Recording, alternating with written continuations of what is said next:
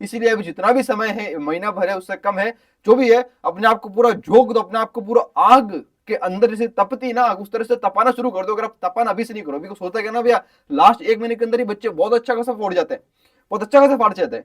बहुत स्टूडेंट्स ऐसे होते हैं जो लास्ट 3 या 4 महीने से तैयारी कर रहे होते हैं, पर लेकिन जो एक महीने के अंदर बहुत धुआंधार तैयारी करता है ना, वो भी कभी कभी आगे निकल जाता है घोड़े की रेस के अंदर। इसीलिए तेज भागो, तेज दौड़ो, बिकॉज सब समय दौड़ने का है, समय रुकने का नहीं है। तो तेज भागना पड़ेगा, तेज दौड़ना पड़ेगा, ठीक है ना। हेलो एवरीवन, कैसे हो भाई। आज के वीडियो के अंदर लोग बात करने जा रहे हैं जेईई भैया 2025 मैथमेटिक्स का कुछ पोर्शन वेटेज के बारे में, मोस्ट इंपोर्टेंट चैप्टर्स के बारे में। आज की वीडियो को स्टार्ट करने से पहले सबसे पहले आप सभी से हाथ जोड़कर दिल से बहुत बहुत माफी मांगना चाहूंगा।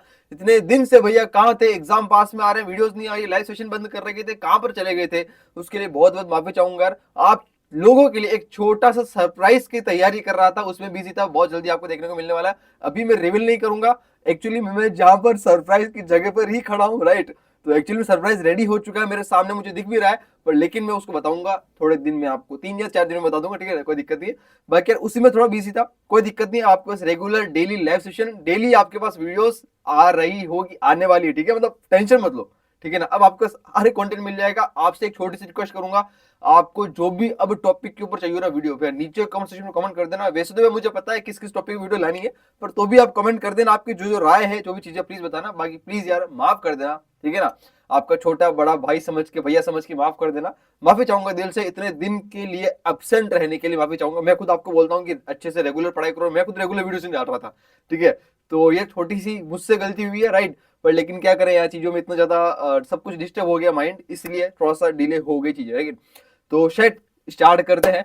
तो सबसे पहले आप सभी के जो ज्यादातर कमेंट ये थे कि भैया बेसिक जो हमारे पास मैथमेटिक्स है जेई की, इसके अंदर भी हमारे पास जो चैप्टर्स हैं, उसमें समझ में ये नहीं आ रहा है कि फर्स्ट वाले अटेम्प्ट के लिए कौन कौन चैप्टर पढ़ने हैं। कि हमारे पास हमको 99.99 परसेंटाइल अगर हम फर्स्ट वाले अटेम्प्ट में ही बनाना चाहते हैं, तो इस स्कोर को अचीव करने के लिए क्या किया जाए फर्स्ट वाले अटेम्प्ट के अंदर ही। तो अगर आज शुरू के अंदर वैसे ब्रह्मास्त्र दूंगा, इस रामबाण इलाज बता दूंगा ना, मतलब भैया अगर आप कुछ 8 या 10 शुरू के चैप्टर कर लोगे जो मैंने पीछे लिखे हुए हैं, तो भी आपका काम हो जाएगा। अभी मैं बताऊंगा इसके वेटेज क्या क्या है, ये सब मैंने ऑर्डर लिख रखा है, सीक्वेंस में लिख रखा है, ठीक है ना। और देखिए करके बिना टाइम वेस्ट किए सीक्वेंस शुरू करते हैं, ठीक है। कॉपी पेन लिखा लो, चाहो तो चीजों को लिखते चलो, अच्छे समझते चलना कि क्यों, रीजन क्या है मेरा इन चैप्टर्स को इस सीक्वेंस में रखने का। वह लास्ट के 10 साल के पेपर्स और लास्ट जो मैं 4 से 5 साल जो पढ़ा रहा हूँ, जैसे मेरा एक्सपीरियंस है, उसके हिसाब से मैंने चीजों को निचोड़ कर निकाल कर देखा है कि ये ही वो सीक्वेंस है जो कि सबसे ज्यादा जेई या एनटीए पूछ रहा है। इसी सीक्वेंस के नंबर ऑफ क्वेश्चंस, या कह सकता हूं सबसे ज्यादा वेटेज इन चैप्टर्स का रहता है, राइट। शुरुआत करते सबसे पहले वो है मैट्रिक्स एंड डिटरमिनेंट्स। यार ये बताओ ना, देखो यार मैट्रिक्स एंड डिटरमिनेंट्स भी है ना यूनिवर्सल चैप्टर। यूनिवर्सल का मतलब है कि एक यूनिवर्सल प्रूफ है कि इसके सबसे ज्यादा क्वेश्चन आने ही आने, या तो मतलब एक ही हो गया, स्टार्टिंग के जो 4-5 चैप्टर है इनके ज्यादा क्वेश्चन आने ही आने फिक्स है। और होता क्या है ना, मैंने इस सीक्वेंस में लिखने का रीजन ये है, वह भले ही भैया नंबर ऊपर नीचे 1-2 क्वेश्चन के ऊपर नीचे नंबर, उससे कोई फर्क नहीं पड़ता, पर लेकिन मेन चीज है कि इजी टू हार्ड चैप्टर मैंने लिख रखे हैं जनरली जो स्टूडेंट्स को लगता है, ठीक है। मुझे भी मेरे टाइम में ऐसे लगता था और अभी भी ऐसा लगता है कि चैप्टर इजी टू हार्ड चल रहे हैं, राइट। ये यहाँ पर चल रहा चैप्टर इजी चैप्टर, उसके बाद फिर यहाँ आता है, फिर यहाँ चलता है इजी चैप्टर, उसके बाद ये, तो ये इजी टू हार्ड जा रहे हैं हम लोग, ठीक है ना, अप टू डाउन चल रहा है। सबसे इजी चैप्टर है मैट्रिक्स एंड डिटरमिनेंट्स, आराम से कर सकते हो, और जेई मेंस लेवल की तो इजीली क्वेश्चंस कर सकते हो, कोई दिक्कत नहीं। सबसे पहले इस चैप्टर को छोड़ना मत। कुल मिला के 2 से 3 नंबर ऑफ क्वेश्चन लिखे हैं मैंने, जो मैं सर्कल कर रहा हूँ येलो से। साथ साथ देख लेते हैं इसमें वेटेज कितना, approximately 8 to 12, right. 8 to 12 approximately इसका वेटेज आपको देखने को मिलने वाला है। क्लियर जी, बताइए यहां तक सबको क्लियर हुआ या नहीं हुआ, बताओ जी, ठीक है ना। देखो भी साथ साथ में लिखते हुए चलना बहुत इंपॉर्टेंट है, जब तक लिखोगे नहीं तब तक मजा नहीं आएगा, ठीक है जी। नेक्स्ट बात देखो आगे, वो है 3D कोऑर्डिनेट ज्योमेट्री, सबसे फेवरेट चैप्टर, मेरा तो मोस्ट फेवरेट चैप्टर है। 3D कोऑर्डिनेट ज्योमेट्री हो चाहे मैट्रिक्स हो, ये चैप्टर अगर किसी ने नहीं किया ना, मान के चलना वो मैथ्स का क्वेश्चन हाथ भी नहीं लगा पाएगा। ये 3-4 चैप्टर्स पे मोस्ट इंपोर्टेंट है, ये मतलब दुनिया में प्रूव कर रखे हैं कि ये 3-4 चैप्टर को कर लेगा ना, तो वो ही मैथ्स के क्वेश्चन को हाथ लगा पाता है, मतलब मैथ्स के टेस्ट को, उसके पोर्शन को, ठीक है ना, एग्जाम के अंदर। तो यार ये 3D कोऑर्डिनेट ज्योमेट्री मत छोड़ना, कर लेना। सारे फॉर्मूला बेस्ड क्वेश्चन से 2 से 3 मार्क्स आने फिक्स, 2 से 3 क्वेश्चन आने फिक्स है। मार्क्स अगर बात करो तो सेम 8 से लेकर 12 टोटल मिला के यहाँ पर इतना इसका वेटेज रहने वाला है, ठीक है। नेक्स्ट बात करते हैं वेक्टर्स, 1 से 2 क्वेश्चन आते ही आते हैं फिक्स है। कुल मिला के बात करें तो भैया कितना हो गया इसका, लगभग मान के चलो आप कितना हो गया, लगभग हो गया 4 से लेके 8 मार्क्स का वेटेज हो जाएगा। नेक्स्ट बात करते हुए एपीजीपी आते ही है क्वेश्चन, फिक्स है एक क्वेश्चन तो आएगा आएगा, 2 क्वेश्चन भी आ सकता है। ये स्लैश मतलब एक भी आ सकता है, 2 भी आ सकता है, 2 भी आ सकता है, 3 भी आ सकता है, ठीक है ना। इसके हिसाब से मैं आपको वेटेज यहाँ पर लिख रहा हूँ, क्लियर सही। ये मिनिमम हो गया और ये मैक्सिमम हो गया, इससे ज्यादा इससे कम नहीं होगा, ठीक है ना। अच्छा एक और चीज, मैं आगे बढ़ने से पहले आपको एक छोटी सी बताता हूँ, छोटी सी क्या मोस्ट इंपोर्टेंट चीज है कि अगर आप आज से 3 साल पहले का कोविड टाइम का पेपर उठा के देखोगे ना, तो आपको पता चलेगा कि कोई से भी एक चैप्टर से अगर एनटीए का दिमाग खराब हो गया ना, तो कोई भी एक चैप्टर उठाकर उससे 4-5 क्वेश्चन भी पूछ सकता है। आज से 3 या 4 साल का पेपर उठा के देखना, 2021 का होगा, उसके अंदर वेक्टर्स के अकेले चैप्टर से 5 क्वेश्चन पूछे गए थे, ओनली एक सिंगल चैप्टर से। एक बार एपीजीपी से भी 4 या 5 क्वेश्चन पूछे गए थे सिंगल चैप्टर से, इसकी कोई उम्मीद नहीं कर सकता। अगर वह जिसने एक चैप्टर भी कर लिया ना एपीजीपी, तो यार वो 95-96 परसेंटाइल तो ऐसे ही आएगा, बिकॉज 4 या 5 क्वेश्चन करने से आप 96-97 परसेंटाइल तक तो पहुंच जाओगे। अप्रोक्सीमेटली 10 क्वेश्चन से ऊपर का टारगेट रखना है इस वाले टाइम को अचीव करने के लिए। मैं पहले लिख देता हूं यहाँ पर, इस वाले स्कोर को अचीव करने के लिए 10+ क्वेश्चन हमको एग्जाम में अटेम्प्ट करने होंगे, सही के सही, याद रखना सही के सही, ठीक है ना। अगर आपको ये स्कोर अचीव करना है तो 10 से ऊपर क्वेश्चन सही के सही अचीव करने होते हैं, ये याद रखना, ठीक है ना। नेक्स्ट आगे बढ़ते हैं, वो है एबीजीपी हो गया। नेक्स्ट है वो मेथड ऑफ डिफरेंशिएशन, बहुत इंपॉर्टेंट है भैया। डिफरेंशियल कैलकुलस के अंदर सबके सब मत करना, देखो डिफरेंशियल कैलकुलस का एक पार्ट है जो है लिमिट कंटिन्यू डिफरेंशियबिलिटी, यहां लिखा है LCD, limits continuity and differentiability. ये थोड़ा सा कॉन्सेप्ट वाइज देखो तो थोड़ा सा ट्रिकी हो सकता है किसी किसी स्टूडेंट्स के लिए, इसलिए मैंने इसको यहाँ बाद में लिखा है इसका पार्ट को।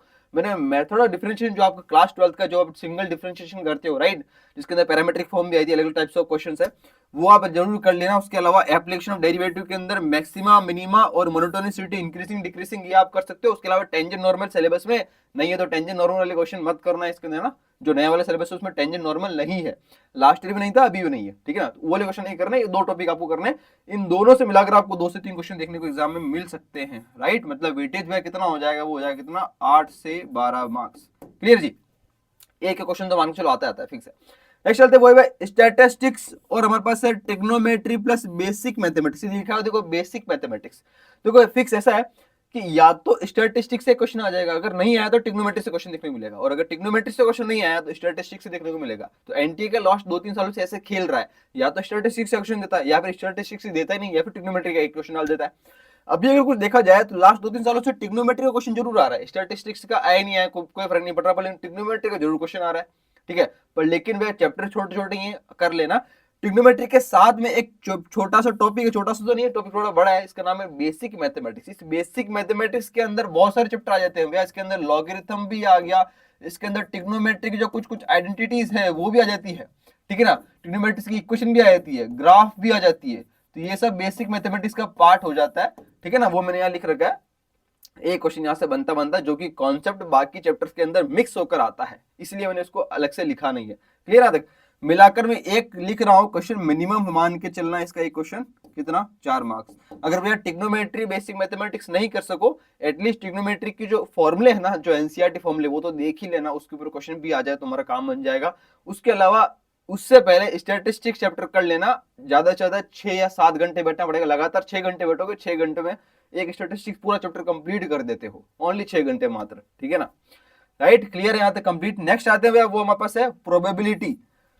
तो चैप्टर जो है बड़ा है पर लेकिन मुश्किल नहीं है बाकी जब चीजों से, ठीक है, आसान चैप्टर है, कर सकते हो। एक क्वेश्चन आएगा यहाँ पर आपको 4 नंबर देकर चला जाएगा, अच्छा खासा मजा आ जाएगा।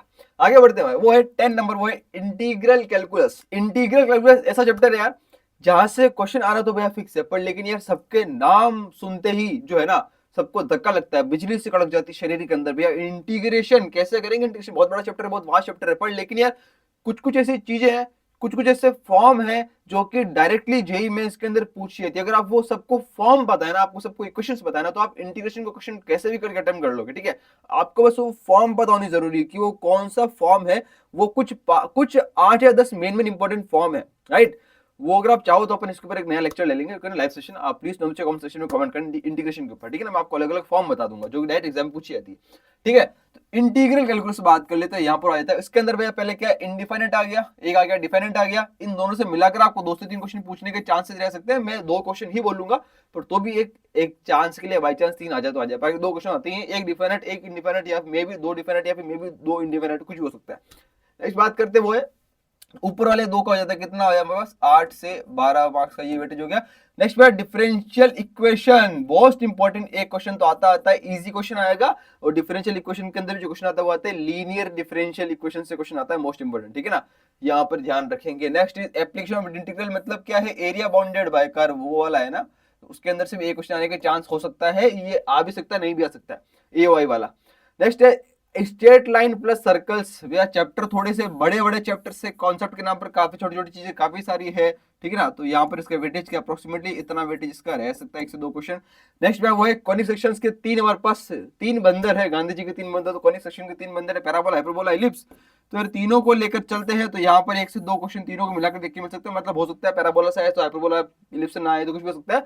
जनरली चांसेस 90% चांसेस पैराबोला के क्वेश्चन आने का होता है, उसके बाद 50% चांस होता है कि इलिप्स आ जाए, उसके बाद 10 से 20% चांस होता है कि हाइपरबोला पे क्वेश्चन आ जाए, ठीक है। तो अगर आप ये चैप्टर कर रहे हो, यहाँ तक पहुंच जाओगे ना, तो एटलीस्ट कम से कम कॉनिक सेक्शन के अंदर पैराबोला तो पढ़ ही लेना, टाइम मिले तो इलिप्स भी पढ़ लेना, एक या दो क्वेश्चन यहाँ पर आने को चांसेस यहाँ पर मिल सकता है यहाँ से, ठीक है ना। मे बी ये 3 भी हो सकता है, बहुत रेयर चांसेस है। नेक्स्ट भैया क्वाड्रेटिक इक्वेशन आ जाओगे, एक क्वेश्चन यहाँ पर मिलेगा, मैं कहूंगा कि इस पे स्टार मार्क लगा रहा हूँ, क्यों क्यों भैया, क्योंकि ये एक क्वेश्चन जो है ना, ये एक क्वेश्चन डेडिकेटेडली क्वाड्रेटिक इक्वेशन में लिखा है, बाकी क्वाड्रेटिक इक्वेशन का जो कॉन्सेप्ट है ये तो भैया कहीं भी लग जाता है ना मैथ्स के अंदर, तो कहीं भी क्वाड्रेटिक इक्वेशन मिल जाती है, कहीं भी हम रूट्स निकाल रहे होते हैं, कहीं भी कुछ होता है। तो भैया क्वाड्रेटिक बेसिकली एक यूनिवर्सल चैप्टर हो गया, मतलब वो सबके साथ मिक्स होकर आता है, ठीक है ना, सबके साथ दोस्ती रखता है, सबके साथ मिक्स होकर आता है, तो इसका कॉन्सेप्ट तो सब चैप्टर में कहीं भी यूज होता है, ठीक है ना, इसलिए मैंने एक क्वेश्चन जनरल लिख दिया, बाकी इसका कॉन्सेप्ट तो कहीं भी यूज हो जाता है, ठीक है ना। तो यहाँ पर क्या है, 4 मार्क्स लिख देते हैं। नेक्स्ट आगे बढ़ते वो है बाइनोमियल थ्योरम, बाइनोमियल थ्योरम के अंदर एक क्वेश्चन यहाँ पर आ सकता है, पूरे पूरे चांसेस इसके रहते हैं। नेक्स्ट हमारे पास लिमिट्स, कंटिन्यूटी, डिफरेंशियबिलिटी, जो मैंने यहाँ पर लिखा था ये वाला AOD, method of differential, differential calculus का सबसे पहला पार्ट वो यहाँ लिखा था, इसके ऊपर आप कर सकते हो। एक क्वेश्चन मैं लिख रहा हूँ यहाँ पर, या तो लिमिट्स पे आएगा, या फिर कंटिन्यूटी पे आएगा, या फिर क्या है डिफरेंशियबिलिटी पे आएगा। नेक्स्ट बात करते हैं वो है P and C, permutation combination, ये सभी चैप्टर से एक ही क्वेश्चन आते हैं, उसमें से भी फिक्स तो नहीं है पर लेकिन 80-90% से चांस रहता है। कॉम्प्लेक्स नंबर से भी यहाँ पर एक क्वेश्चन आता है। नेक्स्ट बात करते हैं फंक्शंस एंड आईटी, थोड़ा इंपॉर्टेंट चैप्टर है, पर तो मैंने लास्ट में लिखा था बिकॉज थोड़ा सा हार्ड पड़ता है, चीजें बहुत ज्यादा रेंज और सब निकालनी पड़ती है, बहुत ज्यादा टाइम टेकिंग है। टाइम अगर ज्यादा नहीं है इस वाले चैप्टर को इतना ज्यादा दिमाग मत लगना, टाइम अगर नहीं है तो, ठीक है ना, टाइम है यहाँ तक बहुत कुछ कवर कर सकते हो, तो इस चैप्टर को जरूर पढ़ लेना आप, राइट। तो यहाँ पर क्या वेटेज अप्रोक्सीमेटली 4 से 8 मार्क्स इसका लिख लेंगे। तो यार ये कुछ वेटेज आप सभी के लिए मैथमेटिक्स का, राइट। उम्मीद कर रहा हूँ आपको चीजें सब कुछ समझ में आ गई होगी, राइट। तो बाकी ये वीडियो ज्यादा बड़ी नहीं थी, छोटी वीडियो है, बाकी सबके लिए आगे वाले समय के अंदर काफी ज्यादा कंटेंट आपके प्लान हो रहा है, करने वाला हूं मैं, और कुछ कुछ कर भी दिया है, ठीक है ना। तो इसी के साथ खत्म करते हैं आज की इस वीडियो को, मिलते हैं अगली वीडियो में, ठीक है ना। सबसे पहले तो सॉरी बोलना चाहूंगा, उसके लिए आपका रिप्लाई जरूर करना नीचे कि आपको सॉरी बोलने के बाद तो आपको बुरा नहीं लग रहा है, जिसकी इतनी दिन से वीडियो नहीं आई, प्लीज बताना नीचे कमेंट सेक्शन में। और एक और चीज, अब इसके अंदर भी इन चैप्टर्स के पर्टिकुलर कौन कौन से अंदर मोस्ट इंपोर्टेंट टॉपिक्स है चैप्टर्स के, वो अगर आप चाहते हो तो प्लीज बताना कमेंट सेक्शन में, उसके ऊपर वीडियो आ जाएगी, ठीक है ना। बाकी यही स्ट्रेटेजी है और यही है तरीका ये स्कोर फॉलो करने का। और ध्यान रखना टोटल मिलाकर आपको 10 से ऊपर क्वेश्चन अटेम्प्ट करने हैं, टोटल 12 क्वेश्चन मान लो अप्रोक्सीमेटली, ठीक है ना, 12 क्वेश्चन अप्रोक्सीमेटली मान लो, ठीक है। अगर आप 12 क्वेश्चन अटेम्प्ट कर लोगे आउट ऑफ 25, मतलब लगभग 50% हो गया। अगर आप मैथमेटिक्स का 50% अटेम्प्ट कर लिया आपने, तो फर्स्ट अटेम्प्ट के अंदर भी निकाल दोगे। तो हमारा टारगेट होना चाहिए फर्स्ट वाले अटेम्प्ट के अंदर हमको ये परसेंटाइल अचीव कर लेनी है, ताकि हमारी एग्रीगेट परसेंटाइल, ओवरऑल परसेंटाइल जो अभी से अच्छी हो जाए, ताकि अगले वाले अटेम्प्ट के अंदर हमको ज्यादा एफर्ट ना मारना पड़े। इसीलिए अभी जितना भी समय है, महीना भर है, उससे कम है, जो भी है, अपने आप को पूरा झोंक दो, अपने आप को पूरा आग के अंदर जैसे तपती ना उस तरह से तपाना शुरू कर दो। अगर आप तपाना अभी से नहीं करो, बिकॉज होता क्या ना भैया, लास्ट 1 महीने के अंदर ही बच्चे बहुत अच्छा खासा फोड़ जाते हैं, बहुत अच्छा खासा फाड़ जाते हैं। बहुत स्टूडेंट्स ऐसे होते हैं जो लास्ट 3 या 4 महीने से तैयारी कर रहे होते हैं, पर लेकिन जो 1 महीने के अंदर बहुत धुआंधार तैयारी करता है ना, वो भी कभी कभी आगे निकल जाता है घोड़े की रेस के अंदर। इसीलिए तेज भागो, तेज दौड़ो, बिकॉज सब समय दौड़ने का है, समय रुकने का नहीं है। तो तेज भागना पड़ेगा, तेज दौड़ना पड़ेगा, ठीक है ना। बाकी यार ऊपर वाला तो आपके साथ है ही, बाकी सब आशीर्वाद आपके साथ है ही, बस तेज भागो और तेज दौड़ते चलो, ठीक है, और कुछ नहीं करना है आपको। बाकी मैं मिलता हूँ आपसे अगली वीडियो में, तब तक के लिए thank you so much, bye bye, take care. Yes, इस बार भैया मिलकर आग लगाएंगे, मिलकर इस बार इतिहास रच कर बताएंगे। और बाकी जाओ और जाकर आग लगा दो, फाड़ कर रख दो।